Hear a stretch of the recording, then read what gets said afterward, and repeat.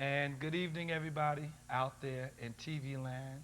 I'm Andreas 13, and as you know, this is the African American News. Excuse me for the hoarseness, but the kids really got my throat.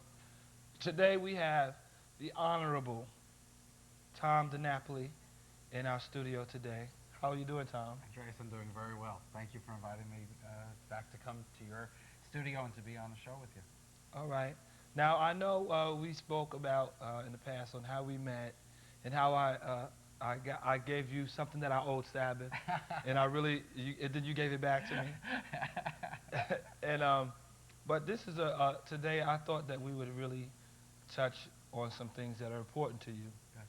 I mean, since you've come aboard in the Nassau County Democratic scene, the Democratic Party has been revitalized. Now tell us what was the plan when you first came aboard? What was the plan? Well, I think the first plan was to put an entirely new face on the party and to send out the message that the Democratic Party was alive and well and wanted to spend more time on promoting candidates and issues that would make a difference to the people that live in Nassau County and less time on fighting each other. You know, Democrats are notorious for loving to get in battle with each other and then losing sight of the bigger picture in terms of how do you make change to improve the quality of life of the people in Nassau County. And that's one of the reasons why the Republicans were always so strong. It wasn't just that they had bigger numbers and more money. That was part of it. And they certainly were very smart in how they've handled the politics here up until recently. But the other challenge that we had as Democrats is that people didn't look to us as a credible alternative. So what I tried to do was really get people in the party to unify and to talk about looking for candidates that would reflect the priorities of the neighborhoods of Nassau County and have our party be a meaningful alternative. And fortunately for us, people started to believe in us when they saw we believed in ourselves. And with all the problems in Nassau County, people turned to the Democratic Party and said, you know, maybe even Republicans started voting for us in ways that they never did before. You know, and we certainly hope that that will continue. Now tell us about you and Mr. Mondello. What is the relationship like between you and him? Well, you know, it's interesting. Joe Mondello, of course, been the Republican leader of the county for many years and been a public official as well, served in elective office with, you know, the town of Hempstead. And I got to know him before I was party leader, you know, because we both were elected officials. And, you know, as often happens when you're in the same business, you know, you get to know each other and sometimes you strike up a personal friendship as well. And he and I actually got along very well on a personal level before I was county leader. And when I became county leader, he said, you know, Tom, I wish you luck. We're going to fight you, you know, as hard as we can and not have you be successful at the polls, but, you know, I hope we can keep a good friendship and an open relationship. And actually, you know, I'm very pleased to say that on a personal level, that continued. We were always able to dialogue and to talk. You know, around election time, perhaps we don't talk quite as much because we're busy, you know, trying to promote each party's interests. But I've always been of the opinion that, you know, whether you're a Republican or Democrat, you shouldn't create a wall just because someone's a Republican. You know, you can't talk to them or can't be friends with them. The truth be told, Andreas, both of my parents were lifelong Republicans and my grandparents as well. So although I decided to be a Democrat, I've never really felt that it was appropriate to have a barrier, you know, between people just because they're in a different party. And because the Republican chairman is an important position in this county, I always felt it was helpful to keep an open dialogue. And I think, you know, Mr. Mondello, you know, as many of the Republicans, you know, we may disagree with them on certain choices that they've made, certain policy decisions, certainly disagree with them on what they've done to Nassau County in terms of the governance for the past 30 years. But I think, you know, they live here. They want this to be a great county as well. And, you know, as you know, I recently stepped down as chairman. And, you know, I'm pleased that I've maintained many friendships. Joe Mondello and many of the other Republicans, my colleagues in Albany, you know, that I have to work with to get legislation done. Can't get anything done if you don't have Republican support. You need them in the state Senate. And I've always, you know, tried very hard to work with people on issues. You know, there are sometimes, you know, and I hate to admit this, there are sometimes that I might get a Republican more sympathetic to something I'm trying to do than even some of my Democratic friends sometimes. So I'm a proud Democrat. I'm a strong Democrat, very proud of what we did to build the Democratic Party. But I believe if we're going to make fundamental change here in Nassau County, it's only gonna happen when Democrats and Republicans work together for the benefit of the people of the community, not for the benefit of the party. Um, So that's what makes you different from the Republican because Mandela, sometimes I don't even think he's from the planet Earth, 2001, because well, he's so antiquated with what the Republican system to me, as an outsider looking in. I don't know from the inside. yeah. You know, the people who used to be in the Republican Party who were my spies, I haven't spoken to them in a while, but it seems that the Republican Party needs to be revamped. It's antiquated and it's disjointed with the times. You know, they're so disassociated with people with dreadlocks and the African American issues. I think they're outdated. Well, one reason why I became a Democrat, in spite of my growing up in a good Republican You got a household. little rebel in you. Well, I grew up in the '60s. I was in high school in the '60s, and it was very. I grew up in a nice, working class, middle class neighborhood in Nassau County, and everything seemed very simple. Life was very simple. What town would that be? Albertson. I grew up in Albertson. Albertson. Which I is- always get pulled over by the police when I'm out there. No, I hope not. I'm in just Albertson. kidding. I'm just kidding. But I started to pay attention to what was going on. You watch TV and the civil rights movement and what was happening with the great leaders, be it a Martin Luther King or a Robert Kennedy. They get assassinated, and they seem to be the ones making the most sense to me. The Vietnam War, people a couple years older than me being sent and being killed and not having the right to vote. So I really got very active on a local level. In the moratorium movement, and we had an organization in my high school, even Mineola High School, which is a pretty conservative school, called Students for Peace, and we raised money for the Southern Christian Leadership Council. And we went to the supermarkets to make sure that they were selling union, grapes and working with the farm workers. And my parents would look at me and say, what is Thomas up to? Well, hopefully this is a phase. But, my parents, although they were Republicans, they were not ideologues, and they felt it was important for me to be involved in community issues. And they maybe didn't agree with everything, but they, and I appreciate this now, especially, given the career path that I took, that my parents didn't hold me back or try to box me in. And some of my other friends didn't have that experience. So, Yeah. but I looked at the Democratic Party, and it was an open party. And you could think anything and look any way. And I didn't see that in the National Republican Party. I didn't see it too much in the local Republican Party as well. No diversity. Yeah, or limited diversity, or the goal of the party, was really to use the government to enrich the faithful in the party and not to really look for the larger community interest.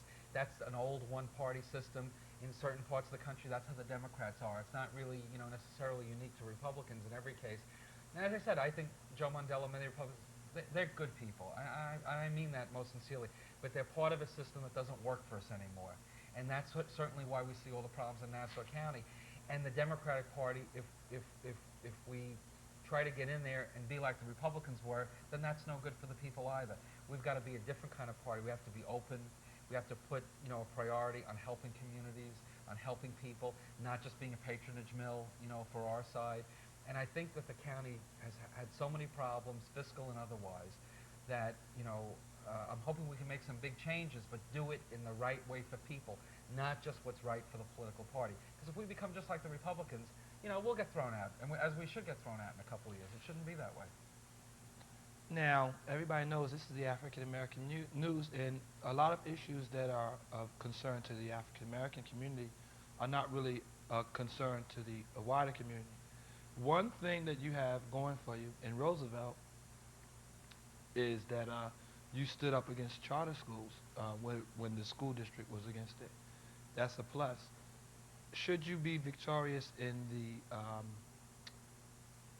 Democratic primary against Mr. Swazi, what are some of the things that you see that you can change in the way that the African American community has been getting their tax dollars reinvested in their communities? Because a whole thing is, as you know, the office building on Nassau Road that never was completed, the money that goes into the town of Hempstead, and the programs that are not implemented. But the areas that are black are kept blighted by the government. Federal funds are brought down, and then they're allocated to districts like the more affluent districts. What could you do to make sure that that process doesn't happen anymore if you're victorious in that primary? You've raised some very important issues, and some of this came up. We had a dialogue Very recently, the Roosevelt Democratic Club invited me down to speak along with some of the other candidates, and some of these issues came up. What, when I talk about many of the issues related to county executive, the phrase I like to use is that we have to develop new partnerships, and that has to include partnerships with local communities as well. And, part of what I think we need to do, as I talk to many of the people and the leaders from the Roosevelt community, is recognize that fundamental concern is the economic health of the community, and I think that there are so many ways that we have complications in Nassau because there's so many different kinds of government. You have town, certain areas have villages, you have county, special districts, and so on. So we don't have a unified government. It makes it a little bit of a challenge. But I think if we could work with individual communities, including a community like Roosevelt, and develop a strategic plan to really be proactive in attracting investment, private sector as well as public investment dollars. And the phrase you and I were talking about before we started the taping, having a plan and a sense of a vision, and recognize that you have to have a connection between the business community and the schools and the educational system, and that there's a way to marshal resources, housing, being another important issue, and that you can't really do it piecemeal, a little bit of this, a little bit of that. The county government, because it is the largest government, even if it doesn't control everything, it doesn't control zoning, for instance. Right. Hempstead controls that. But the county can be the one, I think, is in the strongest position to bring together the different interests, that would want to work together, to help a particular community, be it Roosevelt or any other community. And what I would want to do is just say, hey, with some of the success that we've had in Nassau County, clearly Roosevelt is an example of a community that we have to work together with to really have some of the dreams and hopes and plans that the people who live here have come about and be realized. So I would want to use, the old expression, my bully pulpit, as being a county executive, to say this is a community that hasn't fully shared in, the relative prosperity we've been enjoying in recent times, and that there are structures and resources from the county government. Perhaps we can try to coordinate, with the town government would be investing as well. And very important, get the private sector, to be interested. And I think if they see the leadership of the county saying this is a community worth investing in, that helps to open doors and adds a level of credibility. So I think a lot of what I would want to do is listen, because I don't think we want to impose something on a community. We want to work with the community leadership and say, how are we going to make this community the best it can be? And I think, one of the things that attracts me about the county executive role, I've been a legislator and I've enjoyed being a legislator, but it's very different when you go up to Albany and pass a bill versus being back home as the executive, initiating programs, working with communities, saying how are we going to solve problems. And I feel the experience I have in government in different sectors, being around a long time, working with many different people, I think I could bring a lot to bear in a very positive way that will help Roosevelt, will help the larger county as well. So it's getting a plan and bringing together the resources to have that plan happen. Now, two things. Why do you want that job? People are running out of this county like their hair is set on fire. Okay, why do you want the job? And number two, uh, with the fiasco that happened with the last election, people who don't want to vote this coming election, Yeah. who saw the ugliness, Yeah. they saw the system work, but it was ultimately decided by the Supreme Court, and Al Gore got more votes. What would you say to those people who don't want to vote? So why do you want the job, and why should people vote in this election coming up? With the first question, I don't have much hair left to be on fire, so that's why I can't have dreadlocks. I'm way beyond that at this stage of the game. And some of my friends tell me I'm going to lose all my hair with this job because things are so screwed up here in Nassau County. But, I've always been about change and trying to make a difference. That's a little bit what I talked about earlier in terms of when I became sensitized to the larger world and what I wanted to do with my life. And I think especially because we're at such a time of challenge and crisis,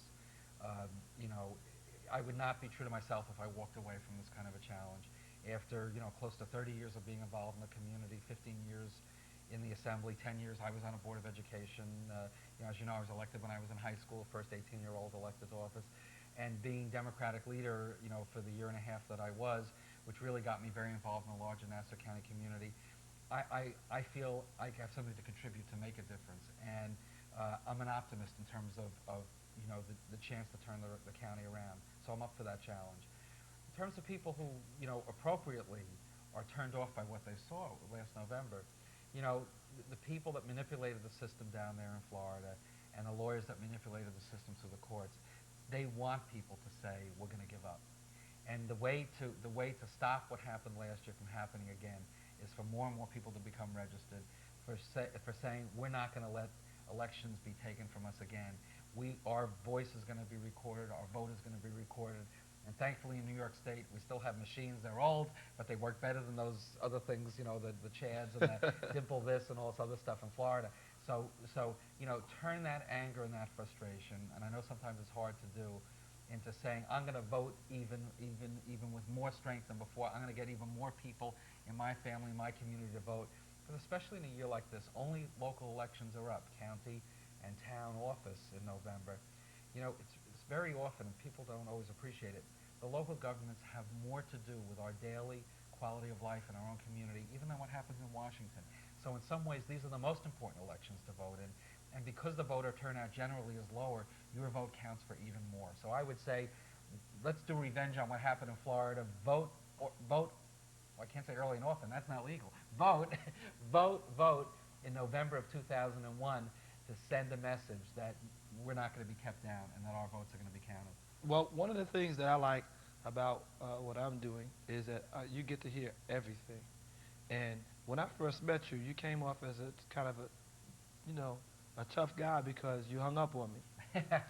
But I was kind of being, disrespectful a little bit.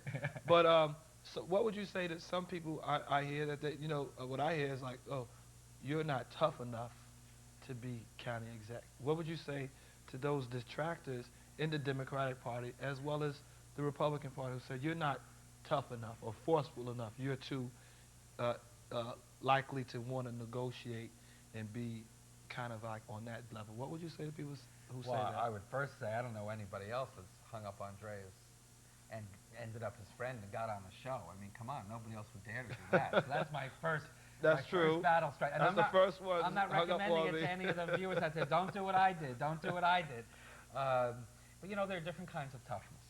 And my experience, and I appreciate it more as I get older. The real change that lasting tends not come from the people who talk the tough game, but it really comes from the people who are going to stick to it and really fight for change. And sometimes the revolutions that are the most long-lasting are the quiet ones and are not the loudest ones. And I really believe for this county, given all the problems that we have, we're not going to get through it because someone's going to become, like a dictator and be telling everybody what to do and barking out orders. Because I think people are going to put up with that. I think people are too smart for that. I think what we need to do, is come together as a community, as tough as that is. It's harder to build a consensus and to come up with a shared vision and a shared plan than for one person to bark a few orders out to people. But I think if we're going to make lasting change, that's the kind of tough approach that you have to take. It's tough because it's going to be lasting. It's tough because it's going to cause a fundamental restructuring of how we do government and how we do business in Nassau County.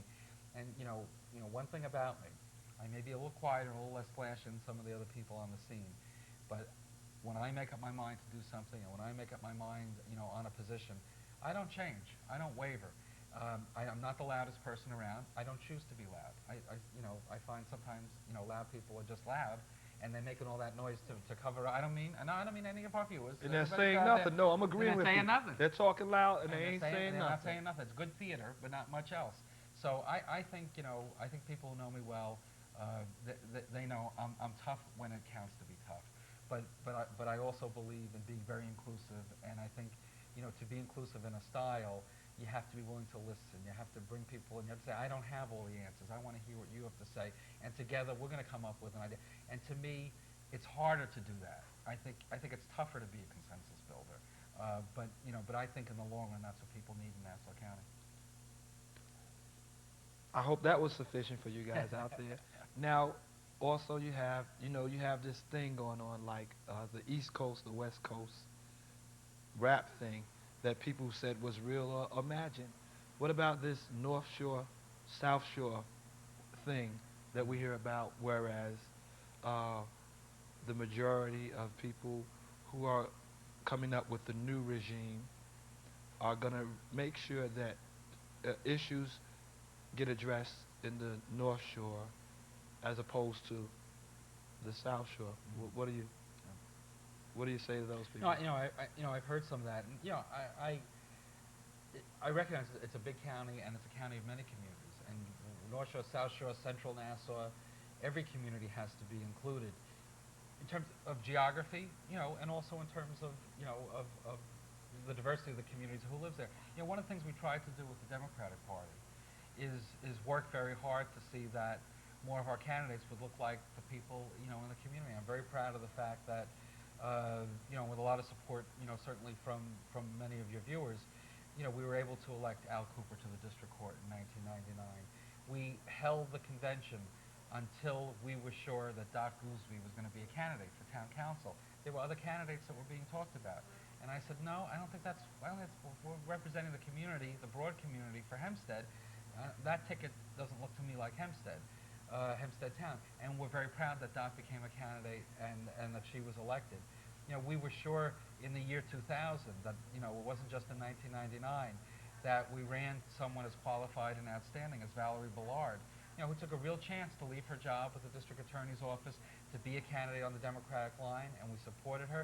And she did tremendous with her votes. And she got votes not only from her home community or from the central part of the town of Hempstead, but Democrats across the town of Hempstead and independents voted for her as well. And now she's a district court judge. And another significant race, and I was the one who brokered, the agreement with the Liberal Party for this, Michelle Woodard, first African-American woman on the state Supreme Court bench in Nassau and Suffolk County. Right. And she spoke very eloquently when we nominated her in Suffolk County, that here she was, that the slave ship that brought her ancestors over was chartered out of Port Jefferson, I think it was, the harbor in Suffolk County, and here it is now she's running in Nassau and Suffolk County. And so, we were able to demonstrate in real ways that our party, is an inclusive party regardless of where people live. And that's what I would want to do, as a county executive as well. We want to have all communities represented, not only the zip code that you live in, but the diversity that is more and more becoming Nassau County, that's represented there. And I think, I didn't mention my first appointment when I became county leader. As you recall, former elected official for this community, Barbara Patton, former assemblywoman, became the Democratic Elections Commissioner. So I think by having people in my administration who represent the diversity of the county, we can be sure to identify the issues that are of concern to each community of the county. And I was born in Rockville Center. I wasn't born on the North Shore. I didn't live there very long because I was born in Mercy Hospital, and then we ended up moving, went back to my parents' home in Albertson. But, regardless of what shore you live on or where you live, I think the point is that we want to identify the concerns for each of the neighborhoods, see how then we can act on what people want to see happen. And I am not an exclusionary person, believe me. Well, we do have white viewers out there too who look to us to get their concerns met as well. Yeah. You have obviously have lost a legislator last year through breast cancer, and you also have the reassessment issue that affects our viewers in Levittown, as well as in other communities. What would you tell the basic, just citizen, white, black, whatever, in Nassau County? Average guy, he goes to work, his wife has to take the kids to child care to go to her part-time job. They're barely making ends meet. What would you tell them that you would be able to do for the average Joe in Nassau County? It's a good question. And I think the first thing we need to do, particularly at the county level, is make our county government one you can be proud of, one you can have a sense that the tax dollars that you're giving over to the county are being spent wisely. We all know that that's not happening right now. That's why we have we've had the deficits, we have the terrible debt burden, we've had the kind of mismanagement that really has hurt services, including some of the services you just identified, child care, youth programs, all kinds of community services. So we need to turn the county government around, make it accountable and responsible.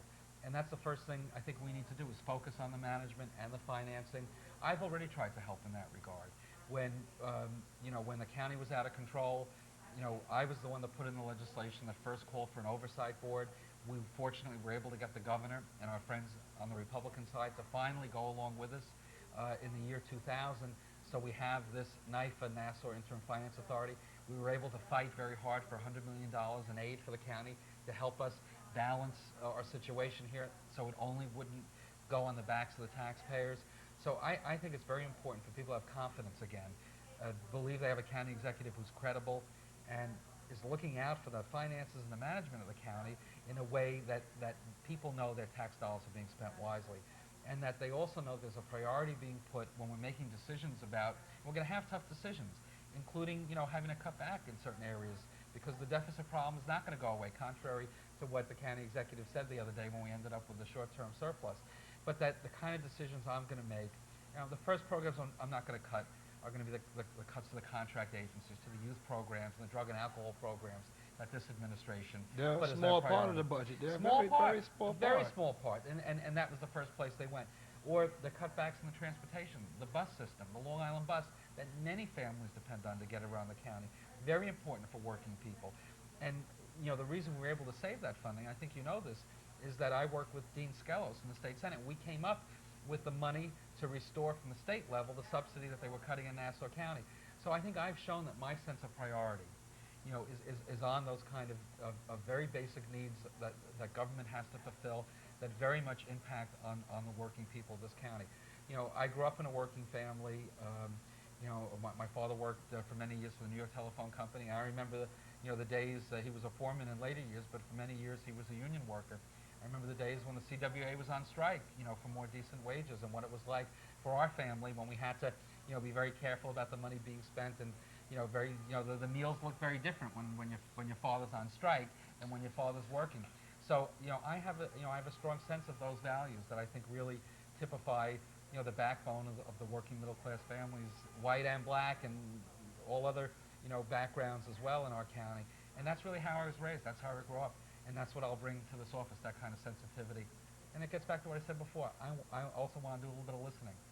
What kind of priorities do the people in Levittown or in Franklin Square or in Hempstead or in Freeport or even in Great Neck, we're not going to forget about the people on the North Shore. Yeah, we don't forget about them. Get their priorities too.